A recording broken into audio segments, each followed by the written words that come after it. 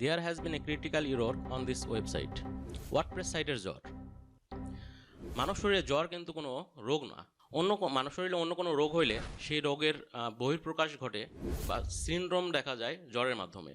তেমনি একটা ওয়ার্ডপ্রেস সাইটেও কিন্তু বিভিন্ন প্রবলেম হতে পারে, সেই প্রবলেমে কিন্তু সিনড্রোম দেখায় এই যে ইরোরটার মাধ্যমে। দ্যাট মিন হচ্ছে there has been a critical error on this website. ধরেন হচ্ছে আপনার ওয়েবসাইটে কোনো প্লাগইন অন্য কোনো প্লাগইনের সাথে কনফ্লিক্ট করতেছে, কোনো একটা প্লাগইন করাপ্ট হয়ে গেছে বা কোনো একটা কোডের ইরোর আছে, পিএসপি কোডের ইরোর, তো সেই ক্ষেত্রেও কিন্তু এই একই মেসেজ দেখায়। তো আমরা যখন জ্বর হলে বা কোনো অসুখ হলে আমরা ইসিজি করি, এক্স রে করি, তখন কিন্তু আমাদের এরকম আমাদের ওয়েবসাইটে এখন ইসিজি বা এক্স রে করতে হবে। তাহলে কিন্তু আমরা বের করতে পারবো যে আসলে এই প্রবলেমটা কিসের কারণে হচ্ছে, এবং প্রবলেমটা যখন আমরা বের করতে পারবো তখন কিন্তু এটার ওষুধ আমরা দিতে পারবো এবং প্রবলেমটা তখন বা অসুখটা তখন সেরে যাবে। প্রিয় বন্ধুরা, সাইবার ডেভেলপার বিডি থেকে আমি রাজীব হাসান আপনাদের সঙ্গে আছি। আজকে আমরা ওয়ার্ডপ্রেস সাইটের জ্বরের চিকিৎসা করব। That mean there has been a critical error on this website. এই প্রবলেমটা ফিক্স করব। তাহলে চলুন শুরু করা যাক।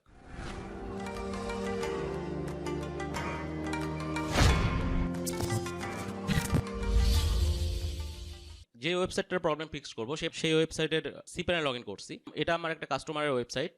জাস্ট হঠাৎ করেই ওয়েবসাইটটাতে এরকম ইরোর চলে আসছে। রানিং একটা ওয়েবসাইট ছিল, এটা হচ্ছে স্টার ওয়ান হ্যান্ডিম্যান। আমি যখন এই পেজটা লোড দিচ্ছি, জাস্ট হোম পেজ লোড দিলেই কিন্তু আমাদের এই ইরোরটা আসছে, সাইটটা লোড হচ্ছে না। তো এটা আমাদের এক্স রে করতে হলে বা এটা আমাদের চেক করতে হলে প্রথমে আমাদের এখানে ইরোরটা আসলে কি কারণে আসতেছে, এই ইরোরটা কিন্তু আমাদের শো করাতে হবে। তো ইরোর শো করার সবচেয়ে ভালো বুদ্ধি হচ্ছে আমাদের পিএসপি যে এডিটরটা আছে, মাল্টি পিএসপি আয়না এডিটর। আমি এখানে সার্চ দিচ্ছি,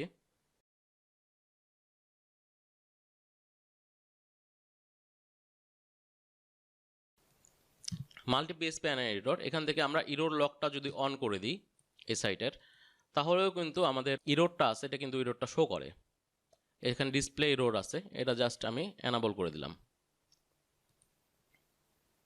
এনাবল করে নিচের থেকে অ্যাপ্লাই বাটনে ক্লিক করে অ্যাপ্লাই করলাম।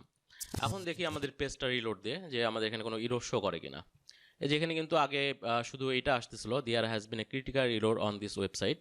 এখন কিন্তু অনেকগুলো ইরোর শো করতেছে যে কোথায় থেকে আসলে প্রবলেমটা আসতেছে।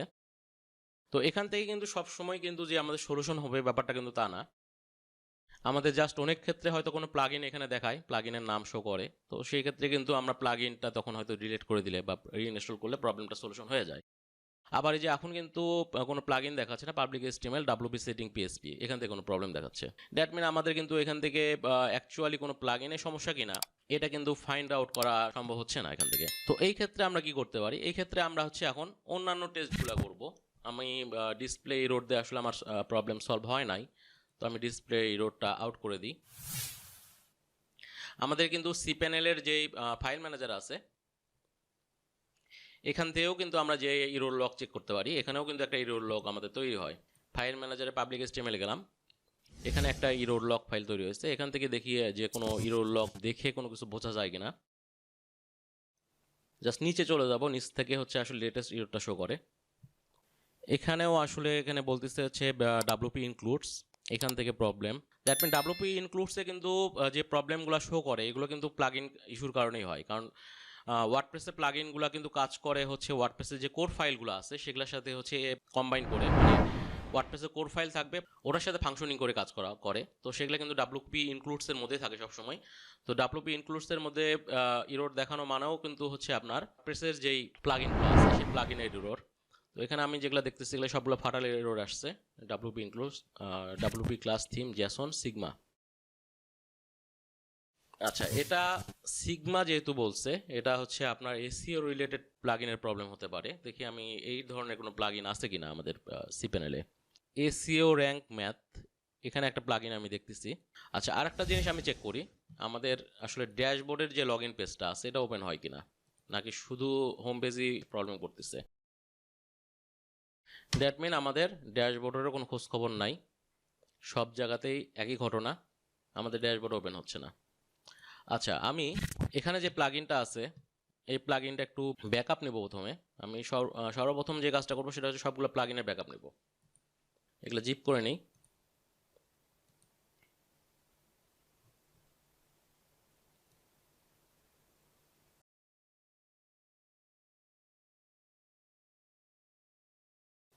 এটা যে আসলে প্লাগইনের সমস্যার কারণেই হচ্ছে ব্যাপারটা এমনও না। এটা ওয়ার্ডপ্রেস কোর ফাইল করাপ্টের কারণেও হতে পারে, অথবা থিম করাপ্টের কারণে হতে পারে, বা থিমের কোনো প্রবলেম সেটাও হতে পারে। তো এটাই আমি আসলে ফাইন্ড আউট করব যে আসলে প্রবলেমটা কোথায় থেকে। প্রাথমিকভাবে সন্দেহ হচ্ছে প্রবলেমটা হয়তো প্লাগইন থেকে হতে পারে। তো যার কারণে আমি আচ্ছা এটার আর একটা কপি আমি করে রাখি, যেহেতু এটা এখন ডিলিট করব।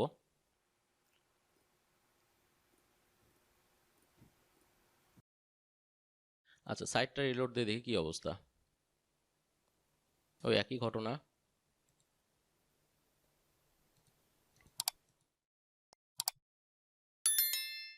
তার মানে এখান থেকে কিন্তু প্রবলেম না। আচ্ছা আমি প্লাগইন যেগুলো হচ্ছে রিমুভ করে দিছিলাম জিপ করে, সেই জিপ ফাইলটা আবার আপলোড করে নিলাম যেখানে প্লাগইন ব্যাকআপ। এখন আমি সবগুলো ফাইল বা প্লাগইনগুলো রিমুভ করে দেখবো আসলে কি ঘটনা। রিমুভ করে দিলাম এবং এখানে যতগুলো প্লাগইন আছে সবগুলো প্লাগইনই একসাথে রিমুভ করব। এটা ব্যাকআপ।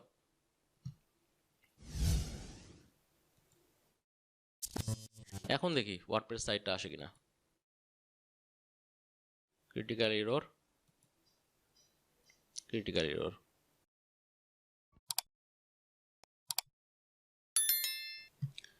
দ্যাট মিনস সাইটের প্রবলেমটা আমাদের প্লাগইন থেকে আসতেছে না, এটা কনফার্ম।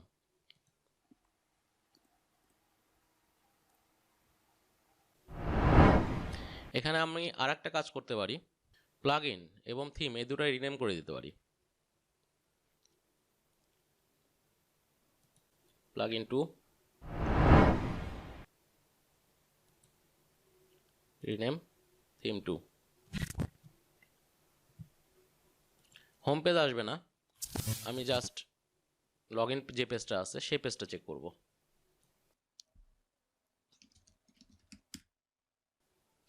লগ ইন পেজও আসতেছে না, দ্যাট মিন হচ্ছে আমাদের প্রবলেম থিম এবং প্লাগইন এই দুটোর একটা থেকেও না।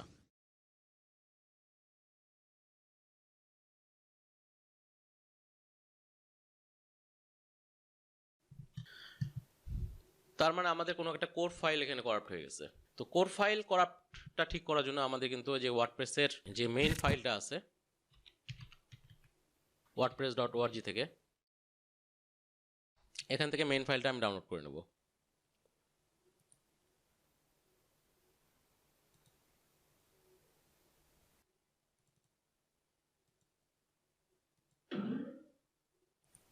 আমি ওয়ার্ডপ্রেসের মূল যে ফাইলটা আছে মূল ফাইলটা ডাউনলোড করে নিলাম। এরপর এটা হচ্ছে আমি আনজিপ করে নেব। এখানে এক্সট্রাক্ট হেয়ার, এখান থেকে জাস্ট ডাব্লুপি কন্টেন্ট বাদ দিয়ে বাকি যে ফাইলগুলো আছে এই ফাইলগুলো আমি জিপ করে নেব। কারণ ডাব্লুপি কন্টেন্ট আমি চেক করে দেখছি এখানে প্রবলেম নাই আপাতত। যদি প্রবলেম থাকে সেটা পরে দেখা যাবে, কিন্তু আপাতত আমি কোনো প্রবলেম এখানে পাইনি। তো আমি পুরো ফাইলটা রিপ্লেস করব। এখানে রিপ্লেসের সিস্টেমটা কি সেটা আমি দেখাচ্ছি এখন। আমি ডাব্লুপি কন্টেন্ট বাদ রেখে এটা জিপ করে ফেললাম।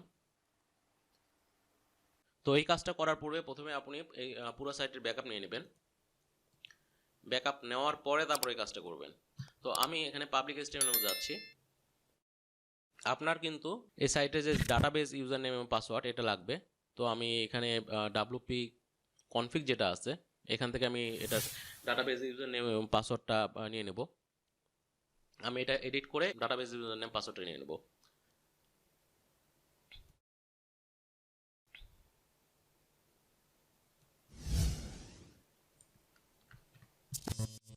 আমি ডাব্লুপি কনফিগ থেকে ডাটাবেসের ইউজার নেম পাসওয়ার্ডটা কপি করে রাখছি।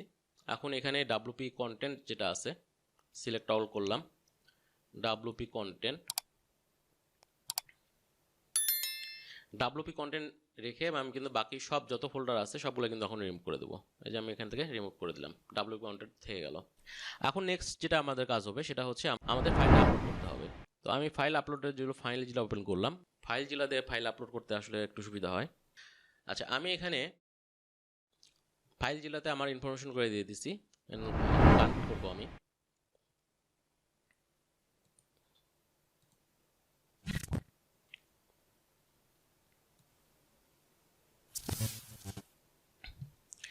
এখানে আমার যেতে হবে হচ্ছে পাবলিক HTML।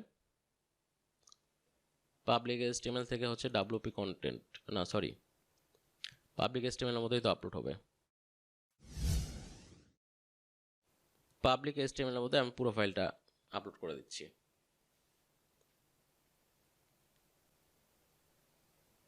HTML এর মধ্যে আমাদের জিপ ফাইলটা আপলোড করতে হবে। দ্যাট মিন হচ্ছে WP কন্টেন্ট বাদে যে ফাইলগুলো জিপ করছিলাম সেই ফাইলগুলো আমাদের আপলোড করে দিতে হবে। তো আমি এখান থেকে এটা আপলোড করে দিচ্ছি। আমাদের এই যে আপলোড প্রসেস চলতেছে।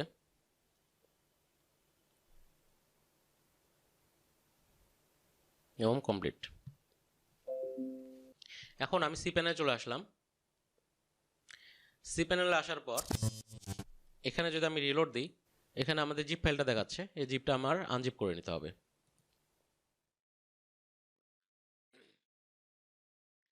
আমাদের আনজিপ হয়ে গেছে। এখন আমি যদি সাইট ভিজিট করি তাহলে কিন্তু আমার এখানে ইনস্টল করতে বলবে সাইট।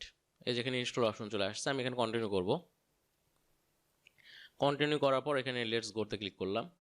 এই জায়গাতে আমাদের ওই যে WP কনফিগ থেকে কিন্তু আমি ডাটাবেসের ইনফরমেশনগুলো কপি করে রাখছিলাম, সেই জিনিসগুলো কিন্তু এখানে বসাই দিতে হবে।